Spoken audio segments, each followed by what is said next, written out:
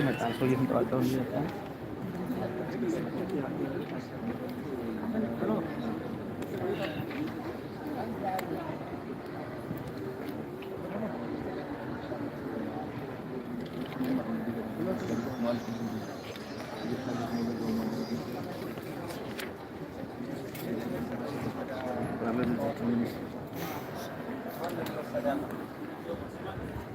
እየተከታተልከ ነው።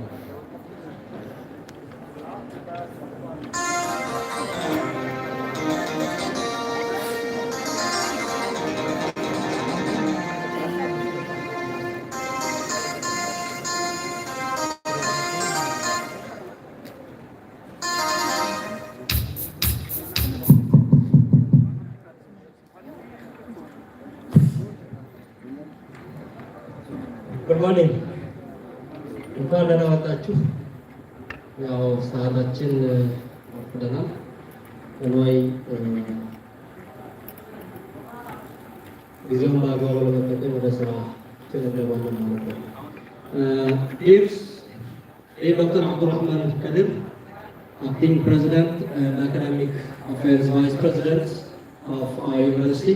Dear Dr. Bakhtiar Nacho, Research Community Service and University Industrial Linkage Vice President, dear all members of University Management, dear Dr. Hussein Umar, the Administrative Vice President, dear Professor Ali Muhammad, our keynote speaker, dear presenters, dear university staff and colleagues, dear invited guests, ladies and gentlemen. Good morning to each one of you present today. It is a moment of extreme pleasure to welcome all of you who present here today to attend this workshop, this AIDS National Conference. We are truly delighted with your presence here. Samara University was established in 2000 with 1,867 students under 3 faculties, and so far more than 18,000 students have been graduated under the regular program. Currently, the university has 7 colleges and 3 schools, 50 departments, and more than 15 postgraduate programs. Other applied university, agriculture, tourism, and mining are the areas of excellence that the university is working on. Having said this about the university, on the behalf of the organizing committee, I offer my regards to all guests and the people joining us. I convey my regards to the keynote speaker of the day, Professor Ali Muhammad, and our guests who came from different areas of the country. Thank you so much for accepting our invitation and coming over for the conference. The schedule of this national conference will focus on the theme Applied Science Research for Peace Building and Sustainable Development of Pastoral and Agro-Pastoral Community. It will include more issues to address the full aspect of the topic. In introduction of the schedule, it will be 2 days program. So far, registration has been already done. The welcoming speech will continue will be delivered by the Research and the Community Service Vice President. The opening remark will be delivered by Dr. Abdurrahman Kadir, the Academic Vice President and Acting President. Then we will have a keynote speech by Professor Ali Muhammad. Then following that, we will have three consecutive presentations which will be moderated by Dr. Muhammad Abata. Then we will have a discussion. Following the discussion, we will have a short tea break. Then again, we will continue after the tea break. We will have 2 presentations which will be moderated by Dr. Shishay Gamay. Lunch will be self-service. Then after lunch in the afternoon, we will have 3 presentations before the tea break. Then after the discussion and the tea break, we will continue with 3 other presentations which will be moderated by Ibrahim Muhammad and Sadi Ababa. Then in the morning, once we finish that one, we'll be separated in the afternoon.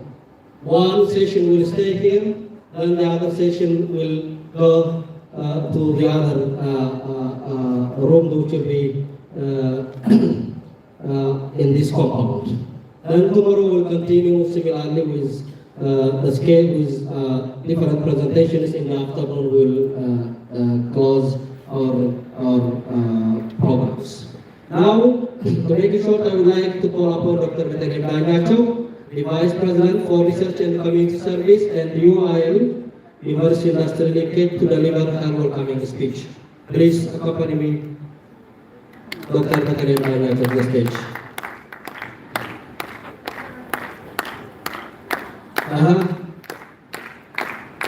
Okay, my boys.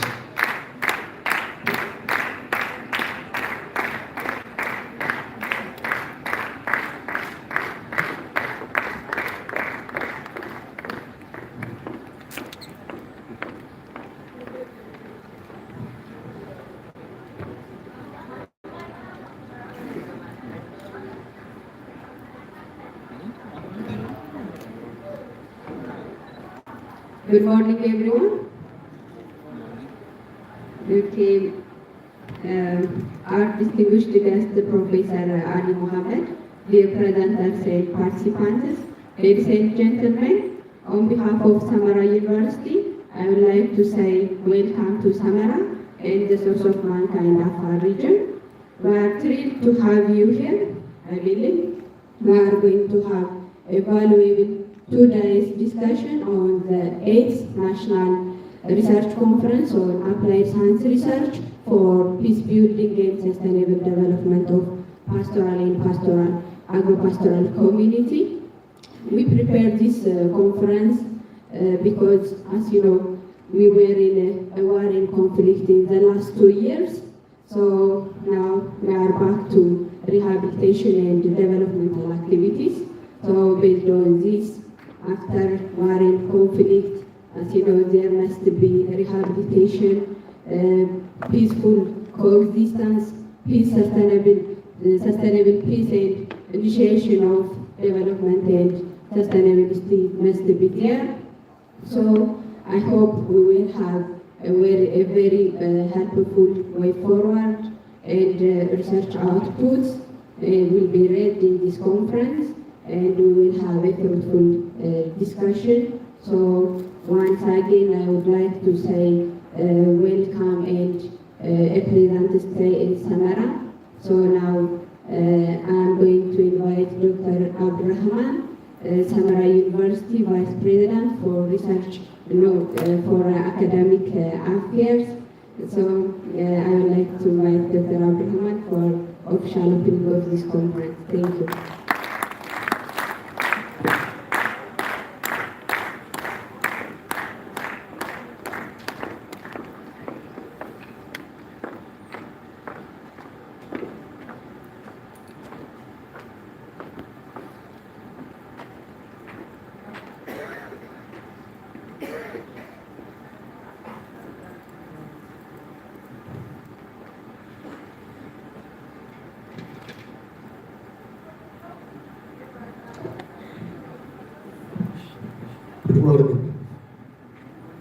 Good morning, distinguished guests, dear participants, ladies and gentlemen. We have distinguished guests from the regional government, Ms. Muhammad and Samira. I welcome you to the 8th National Research Conference. I'm extremely delighted and honored to be here, share this wonderful research conference platform with such magnificent and wonderful scholarly communities. On behalf of Samara University and myself, I'm pleased to welcome you all to the 8th National Research Conference on Applied Science Research for Peace Building and Sustainable Development of Pastoral and Agro-Pastoral Communities, organized by Research and Community Service, University Industrial Linkage, Vice President Office.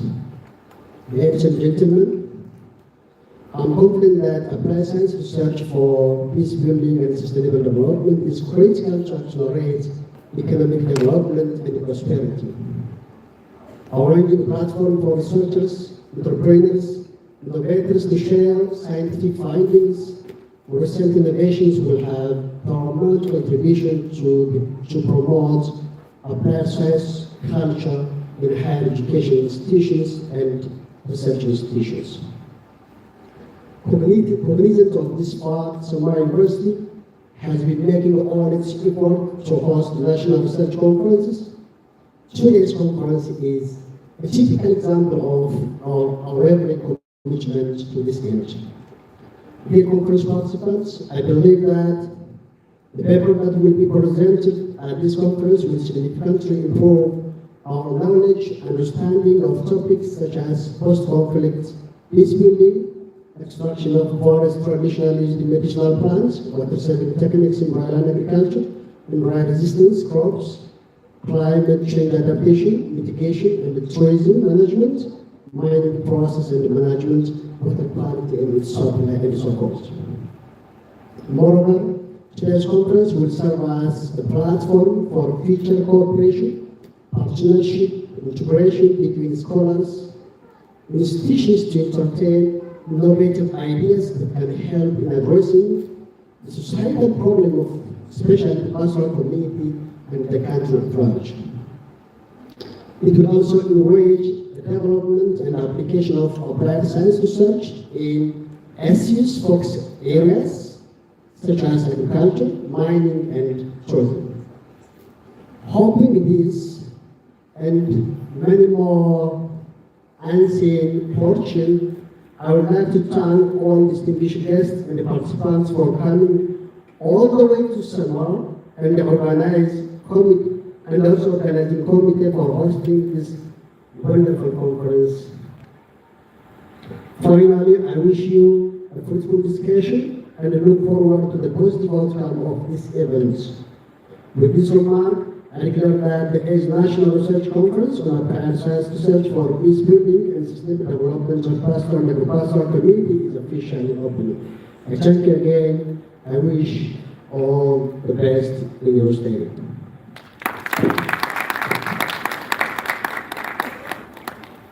Thank you, Dr. Abdul Rahman. Please accompany him with follow-up 26. Now, I'm profoundly delighted to take an opportunity to introduce our keynote speaker in a very short way. I will just introduce to you his profile. Professor Ali Muhammad Ibrahim has received his first degree in 1989 in plant science from University of Haramaia, Ethiopia. He received his second degree in Master of Philosophy in 1994 in horticulture from University of London, UK. His terminal degree was received from the Maharashtra Agricultural University in India, with in horticulture post-harvest. He has received additional trainings from Germany, Canada, Netherlands, Spain, Portugal, China, and many other countries. Professor Ali has worked with Jimma University in various capacities, including as Director of Research and Publication. He has been engaged in training, research, training, and development space as well. Advised more than 120 master students and advised also 10 PhD students and published more than 100 articles and book chapters, teaching and textbooks. Lately, he has served as a country director for an NGO called the Green Flower Foundation for 2 years. He has also served as a founder and president of Ethiopian Society Post-Harvest Management for 2 terms in a row. Currently, he is a member of the advisory, advisory member for both ESPHM and which is Ethiopian Society Post-Harvest Management, as well as Ethiopian Horticultural Society. Besides, Professor Ali is working as a freelance advisor for FAO, Food and Agriculture Organization, GIZ, Sasakawa Africa Association, United States Agency for International Development, which is in short AID, USAID, Global Alliance for Improved Nutrition, World Resource Institute, Ministry of Agriculture, Institute for Sustainable Development, local and foreign investors and others. Now, I could say more, but to make it to utilize our time properly now, I request the Honorable Keynote Speaker to address the gathering and cast the light of his knowledge upon us. His comments are essential for all of us. Please welcome to the stage Professor Ali Muhammad to the stage.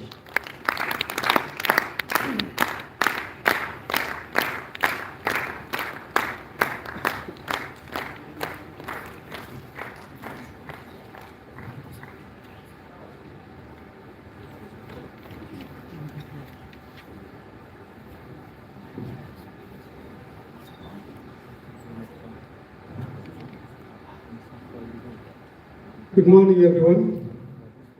It's a pleasure to be here in Samara, one of the universities located in the north, vested with a lot of responsibilities. So I'm so pleased also standing in between two local and precious people of our farm. So I'm very pleased, and I didn't know really how much time was allotted for the keynote speech, so I tried to rush with my slides as much as possible. I'd like to appreciate Dr. Abdurrahman, the Vice President for Academic Affairs, Dr. Bethlehem, the Vice President for Research, and the honorable guests from the Regional Government Bureau. Distinguished researchers and participants, I also appreciate your presence. With this, I'll present my presentation. So with a little bit of introduction, as you see, the theme of the presentation is the applied research for peace building and sustainable development. The topic of my research, as you can see, is agriculture research should serve as a wheel and axle for national development. And through the presentation, as we walk through, we'll see if we are really serving that purpose. This is the content of my presentation. So this is the content of my presentation. We'll see how research and the causes of conflict. Okay, the introductory part has started already. That Ethiopia will still continue to depend on agriculture. And therefore agriculture research will remain very pertinent for our national development. Without agriculture research, it's hardly possible really to achieve any development. Well, we had a dream that we'll be having agricultural development-led industrialization. How far we have achieved that, it's questionable because we have not really invested that much on our agriculture. We have not really invested that much on our agriculture. And without agriculture, it's hardly possible to go for industrialization. Agriculture, it's hardly possible to go for industrialization. So there is a huge percentage of the country, which is 75 to 85% of the country, which is dry land. A research which is not focused on dry land, a research which is not touched upon pastoralism and agro-pastoralism will not succeed anywhere, no way. And that is the topic of the day, which I will be addressing. So agriculture, it is really the umbrella for everything in Ethiopia. It's a means for nutrition and food security for the country. It's a means for export revenue. It's a means for the livelihood of many people. So the figures vary. Some say 80%, some say 75%, but we believe that still the majority of the people are dependent on agriculture. And agriculture is the driver for other industries. The Ethiopian Ministry of Agriculture planned to create 2 million jobs, and it says that For every one job created by agriculture, 3 other jobs will be created. Which means if you don't really capitalize on agriculture, then there is no way that the others will prepare. In agro-industries, we have plant 17, already 4 are established, but those are staggering because raw materials are not available. Therefore, again, the agriculture is the rock foundation for agro-industrialization.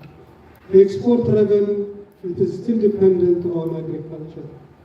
So the Ethiopian agriculture started back in 1947 when it started in Jimma, Ambo, and that of Debre Zeit, or currently called Bishoftu. Later on, it was continued in Haramaya and other places. So it happened phase by phase. So the first generations of research started in these 3 places. Okay, so the inception in 1947, so at Jimma, with the help of Oklahoma State University, that was where it started, then at Ambo, Bishoftu, Puyera, Haramaya, and so on. Then there are different stages, as you can see. In 1965, agriculture research was transferred from universities to IAR, Institute of Agricultural Research. And the extension was transferred to the Ministry of Agriculture.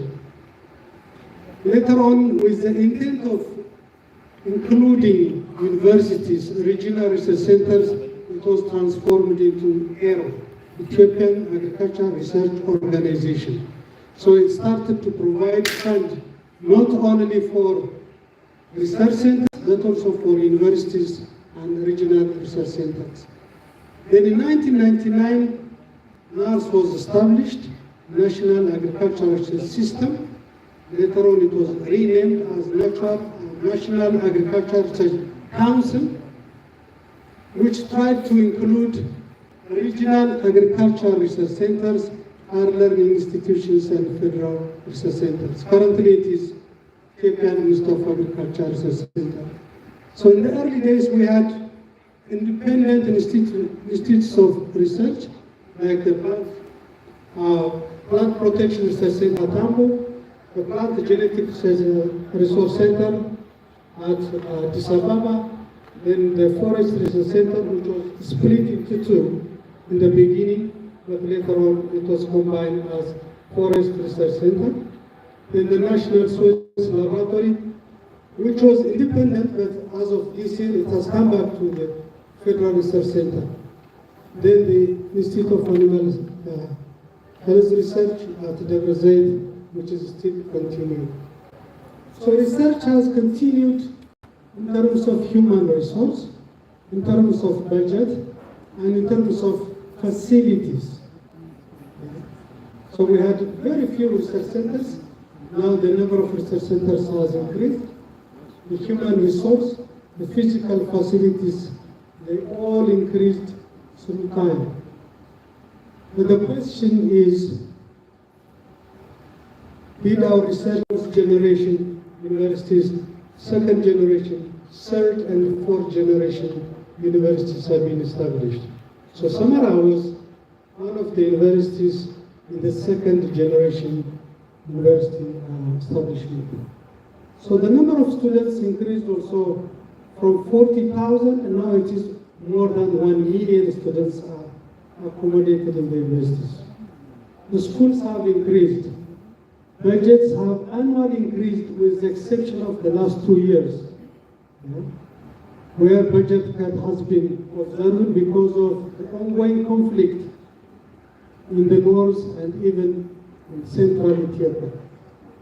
So the percentage of the total budget of the government as well as that of the GDP, which is allotted for research by comparison, is really much lower than our neighboring countries by sub-Saharan standard and by world standard too. And this could be one of the contributing factors for limited research output in research centers as well as in the universities. Even universities have been classified in terms of research mandate. Some are comprehensive, some are research universities. So the next slide will show us in some pictorial way if our research was really effective or not. So the Ethiopian government is investing a lot of money to increase production and productivity in various ways. So using irrigation water, natural rainfall, and available land, and then there is plenty of human resource. About 70% will be producing ample amount of food to feed our population, to be self-sufficient, to create job opportunity, to provide our agro-industry, and to export and fetch hard currency for the country. But this does not happen, and there are currently these problems. So we have export barriers that we could not comply with quality requirements of importing countries because most of our products are of inferior quality and are contaminated with chemicals and aflatoxin. Many people are still unemployed. Unemployment is so high. We still have very low productivity. On average, 8 to 10 million people are still starving. And this year, according to FAO data, 22.6 million people are in need of food assistance. And you can see that, paradoxically, we are losing a lot of food which is already produced. I'll come to that at a later stage. About 67% of children under the age of 5 are stunted. And many children are wasted and having micronutrient deficiency. Every year, FAO publishes the number of people who are hungry around the world. So if you see where are the hungry people, you can see the yellow and the orange colors are the countries where hungry people are still needing food aid. So Ethiopia is one of them. What is so puzzling is that 80% of the starved people are rural people. People who are producing, keep their produces even for 2 months, then they have to sell it at a cheaper throwaway price. And at the later stage, after 4 or 6 months, they need to buy at a higher price, which they cannot afford to do so. Therefore, Ethiopia on the hunger index, this year it is 27.6, which is getting to high level of severity.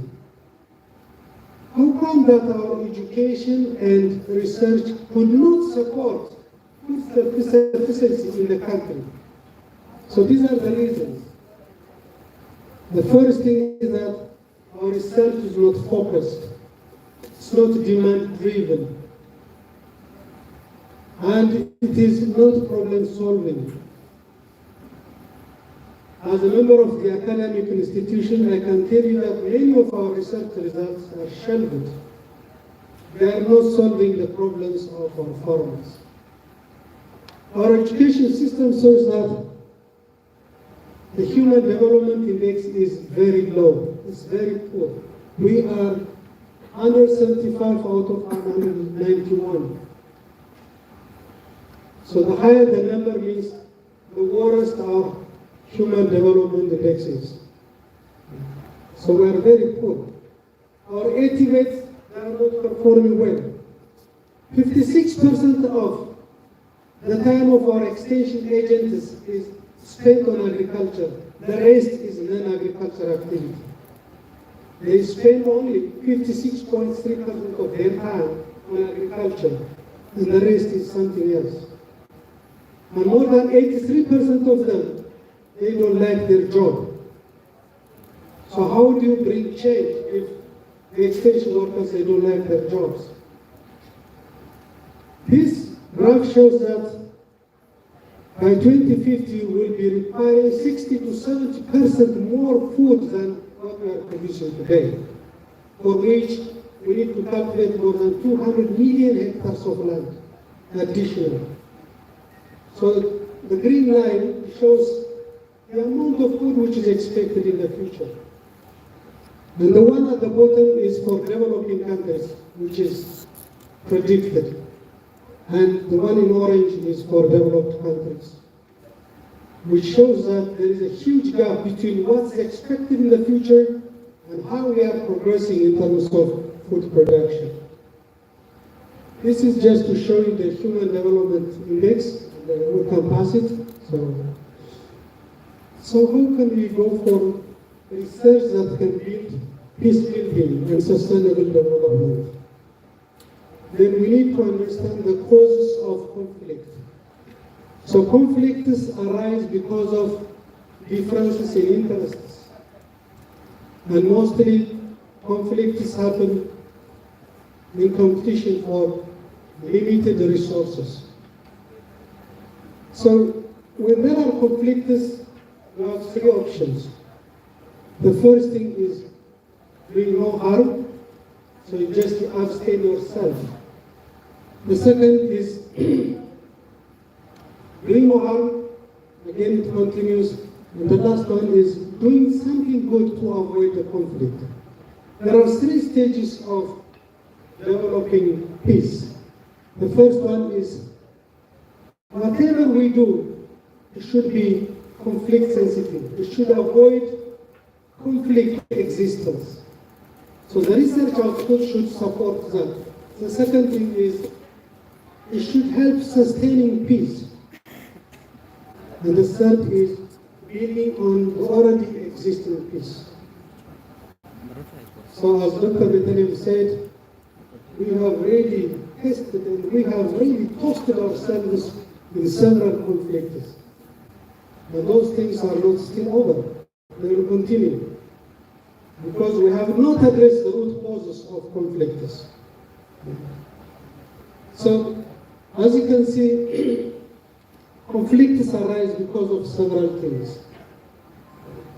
So some of them are institutional, some are social, some are agronomic, some are economical, and some are environmental. Unless we address these issues, we cannot avoid conflict. So as researchers, we can do a lot of things on agronomic issues, economic issues, and so on. Who are the most affected by conflicts? The most affected ones are the rural poor. They are affected by climate change. They are affected by corruption. They are affected by a number of conflicts. Because they are having and working on small plots, having low input, limited technology use, and no credit access, they are normally invited for violence. Have you seen who is really standing in front of demonstrations? You don't see the rich people. It's the rural poor. Whenever there are conflicts, who is going to the army? It's the rural poor. So they are the most liable ones. Who has lost cattle? Who has lost their crop during the conflict? It's the rural poor. You see? So our research should really support them to revive, to come back to their life, and to sustain future existence. So there are a number of opportunities and challenges in the Ethiopian research system. So we need to tackle some of the problems if we want to improve our research in the future. Next, please. So we need to identify what are the problems of the Ethiopian research. So there are problems at macro level, meso level, and micro level. So these are some of the problems of the Ethiopian research. So if we know the causes, then we need to dig out and find the root causes. What are the root causes for this? Next, please. So these are the root causes of the agriculture research system in Ethiopia. So our focus was really mostly on the highlands, and hardly there was attention given to dryland and pastoral and agro-pastoral research system. So the investment for research was limited, there is population pressure, instability in recurring growth. And I tried to see also the output of the research. And you can see how much focus was given for crops and the extent of given to that of livestock, natural resource, agricultural research, and forestry.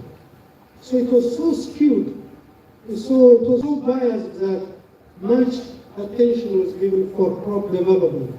And that crop development given, it was for the highlands and limited for lowlands and the agro-pastoral area. Now, for designing our future research, we need to see future trending. Where are we heading to? What's happening in the world? What's happening in Ethiopia? What do we expect? So there is increasing population pressure, and that demands more food and more resource. There's a change in the way of life. People are delighted with more animal sources. But animal production or livestock production is resource intensive and is questionable in terms of sustainability. With the climate change, desertification, drought, the land use change, and then emergence of disease causing crops and livestock, shortage of water, inflation rate, unemployment, and increased conflict. So when we design our research, it should be within such contexts. So our design should comply, should align with global, regional, as well as national contexts. So what are the sustainable development goals saying about climate change? What are they saying with regard to sustainable consumption and production? Then the Malabo declarations, the Ethiopian 10 years perspective plan, then the livestock development plan of the country. Such things should be really considered in evaluating your proposals and research results. Next, please. We have a lot of lessons to learn from countries who had a lot of problems in terms of dryland issues. Our neighboring countries like that of Kenya, Namibia, Burkina Faso, they have a lot of success stories to learn from. Then Australia and the United States have managed 2 to 4 times more yield in wheat in the drier areas using irrigation and improved varieties.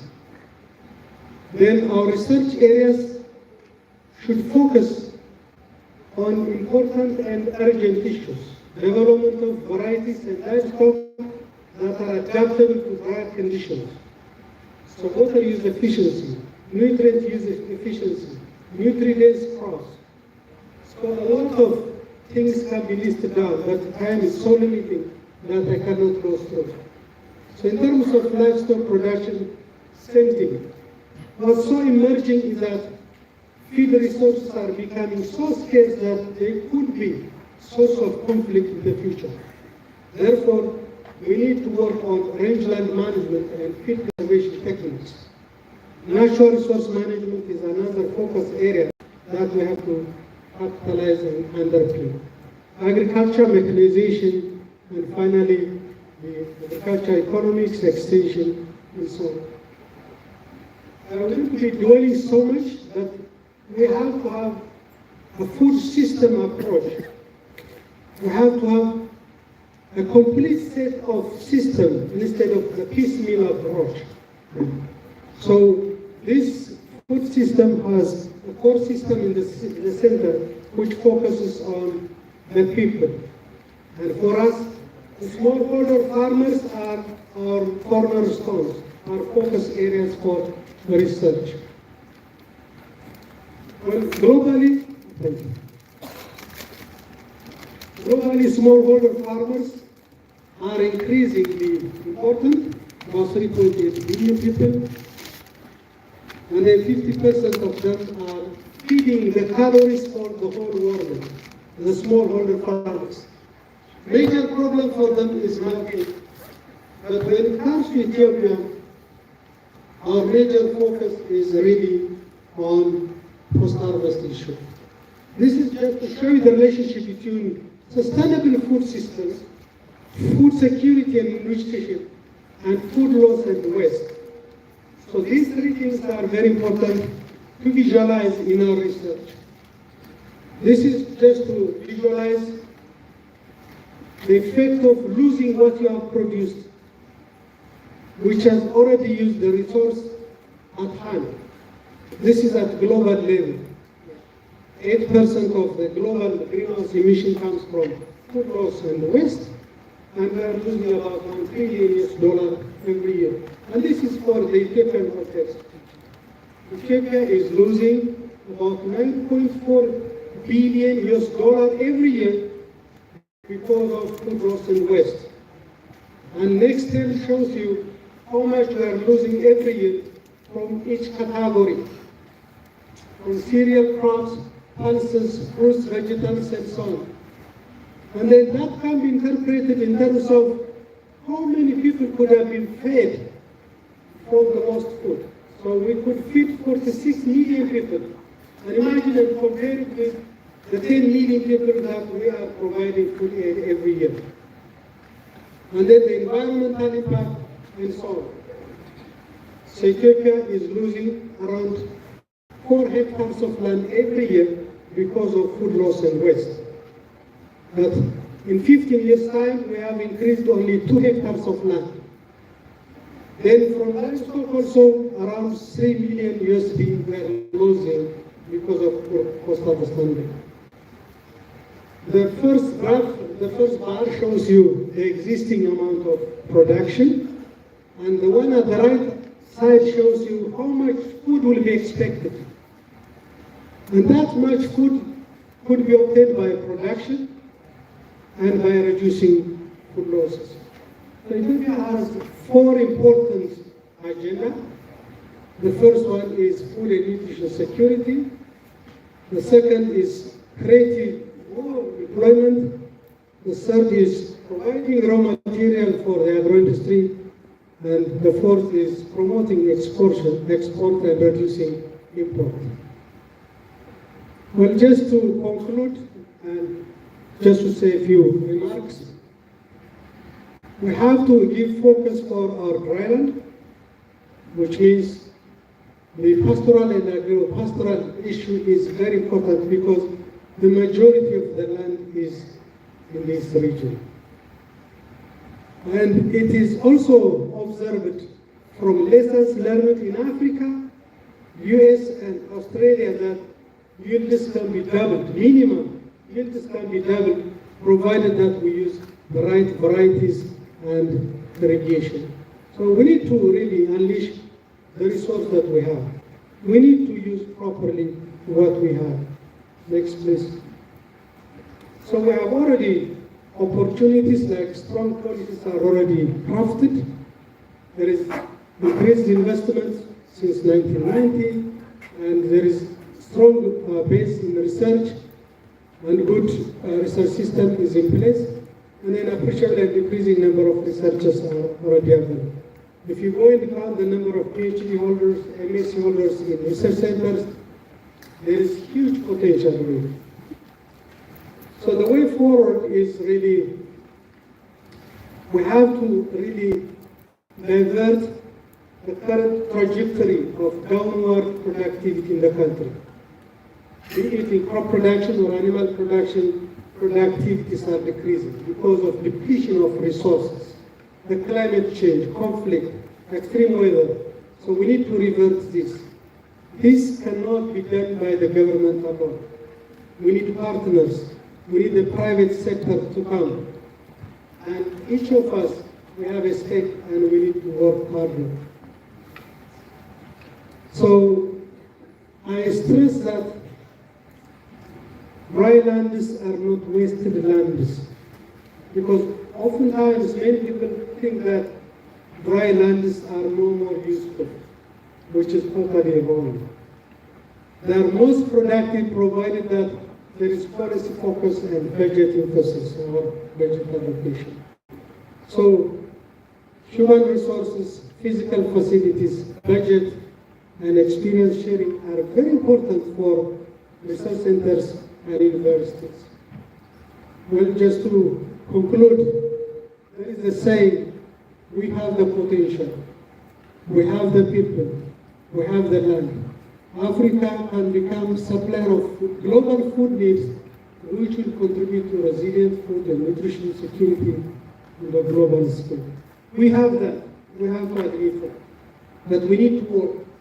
And then I dare to quote Dr. Saif in one of the meetings. He said, one cannot eat potential unless it is translated into reality. Ethiopia has the potential. We have the potential to be self-sufficient and even to export to other countries. But that reality should be within a short reach if we want to realize this statement. Then Dr. Efrem Bacheri says that development through agricultural research do not occur in a vacuum. So if you expect from research, you have to invest in it. Okay? So garbage in is garbage out. If you don't have qualified staff, you don't have sufficient budget, then you should not expect good quality research results. So it's a very good way of conclusion. So the key to unlock our future is really to stand on a point and say, shall we continue business as usual, or really have a paradigm shift and change our future? So we need to strengthen our research institutions. We need to strengthen our universities so that their research capability is improved. So there are changes. The next few slides will show you some of the examples of transformation of dry lands. So this is the scenario which is upcoming and occurring at the moment. This is in China, for instance, how they have really transformed lands. So you can transform bare lands into productive lands. So these are examples by the United Nations climate change. So what we need is really knowledge and competence. We need technologies, we need resource, but the heart of everything is really commitment. Commitment from the top management, commitment from the researchers, and commitment from the government. So this is, I think I'm almost at the end of it. Thanks so much. I know that I have taken so much time, but it is for a good cause. Thanks so much for listening. Thank you very much, Professor. Thank you very much. Thank you. Thank you, Professor, we have got a lot. As you said, dry land agriculture is very important. So